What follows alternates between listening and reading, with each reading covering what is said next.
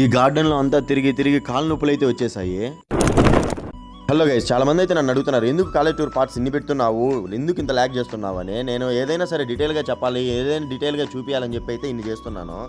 వీడియోలో చెప్పాను కదా, బృందావనం గార్డెన్స్లో అయితే ఒక షో జరుగుతుంది నైట్ టైంలో అని చెప్పి, అదేందో చూపిస్తాను, లాస్ట్ వరకు అయితే చూసేయండి. బృందావనం గార్డెన్స్లో అయితే నైట్ టైంలోనే విజిట్ చేయాలని ఎందుకు చెప్పానంటే, డే టైంలో చేస్తే ఇంత బ్యూటిఫుల్గా అయితే కనపరాదు. జస్ట్ బోటింగ్ ఒకటి చేసి మామూలుగా అయితే విజిట్ చేసుకొని రావచ్చు. నైట్ టైమ్స్ అయితే ఆ మ్యూజిక్ షో అయితే చూసుకొని రావచ్చు. ఈ మ్యూజిక్ షో కోసం ఎక్కడి నుంచో వస్తారు.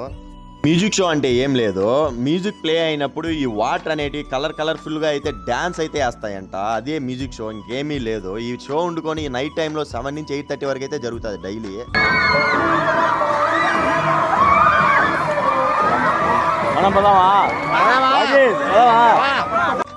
మ్యూజిక్ షో అయితే కంప్లీట్ చేసుకొని బస్ అయితే ఎక్కేసి డైరెక్ట్గా రూమ్ దగ్గరికి అయితే వెళ్ళిపోయాము. రూమ్ దగ్గరికి వెళ్ళిన తర్వాత ఏం చేశాను నెక్స్ట్ వీడియోలో అయితే చెప్తాను.